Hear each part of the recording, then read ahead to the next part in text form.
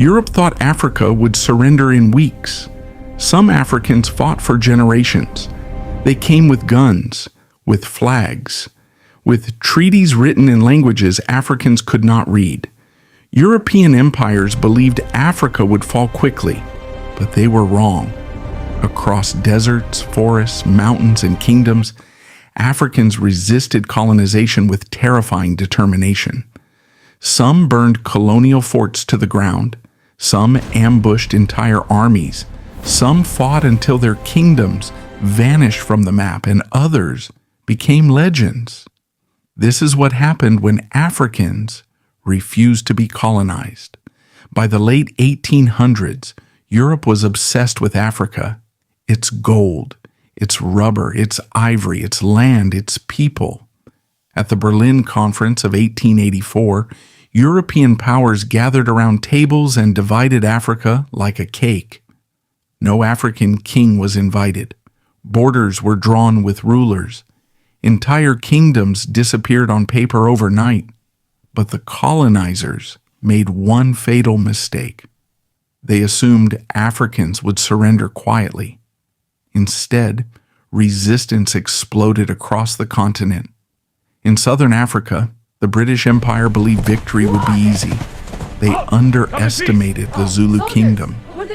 In 1879, British forces invaded Zulu land with modern rifles, artillery, and military confidence. But at Isandlwana, everything went wrong. More than 20,000 Zulu warriors descended on British troops like a living storm. Using discipline, speed, and the famous horns of the buffalo formation, the Zulu surrounded the British army. The result was catastrophic. Hundreds of British soldiers were overwhelmed. Some were stabbed where they stood. Others fled into the wilderness. It became one of the worst defeats Britain had ever suffered against an indigenous army. Europe was stunned. Africans had proven they could destroy a modern imperial force. In West Africa, one man transformed resistance into strategy. His name was Samouraï Touré. As French colonial forces expanded inland, Samouraï built an empire designed for war. He trained disciplined soldiers, bought modern firearms, created mobile armies, and mastered guerrilla tactics. When French troops advanced, Samouraï refused to fight on European terms. He attacked supply lines, burned resources before enemies could seize them, and vanished into forests before counterattacks arrived. For nearly 2 decades, he frustrated one of Europe's strongest empires. The French expected conquest. Instead, they found a nightmare. In Central Africa, one ruler became one of the greatest anti-colonial strategists in history, Queen Nzinga. When Portuguese officials tried to humiliate her during negotiations, refusing to offer her a chair, Nzinga ordered one of her servants to kneel beside her. She sat on the servant's back and spoke eye to eye with the Portuguese governor. It was a message. She would bow to no empire. For decades, Nzinga fought Portuguese expansion through warfare, alliances, espionage, and diplomacy. She led armies herself, negotiated with Europeans, and turned resistance into survival. Even the Portuguese came to fear her name. Then came the battle that shook Europe to its core, Ethiopia versus Italy. In 1896, Italy believed Ethiopia would become another easy colony. But Emperor Menelik II had prepared carefully. He purchased modern weapons, united rival groups, and assembled one of the largest African armies of the century. At Adwa, tens of thousands of Ethiopian fighters crushed the invading Italian army. The defeat shocked Europe. An African nation had defeated a European empire in open battle. While much of Africa fell under colonial rule, Ethiopia remained free. Its victory became a symbol of black resistance around the world. In German East Africa, colonial brutality pushed entire communities toward rebellion. Forced labor, heavy taxation, starvation, then came resistance.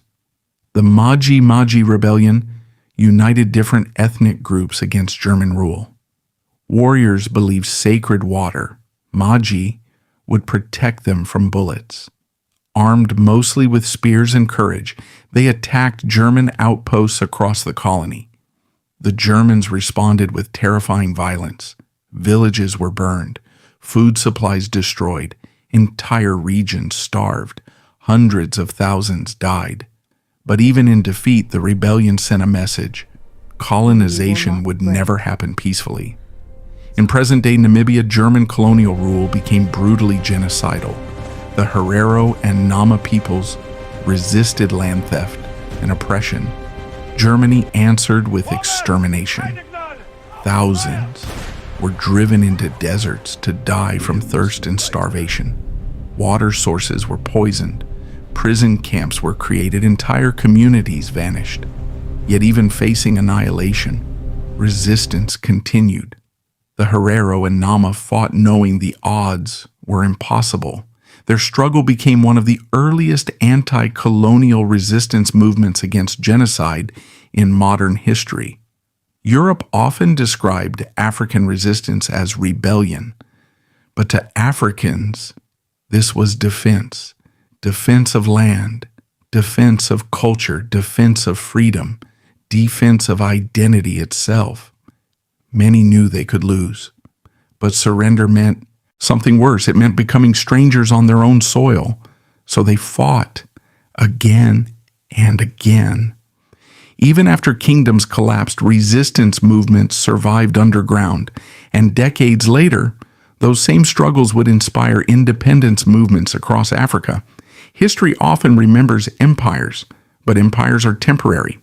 The people who resist them become immortal.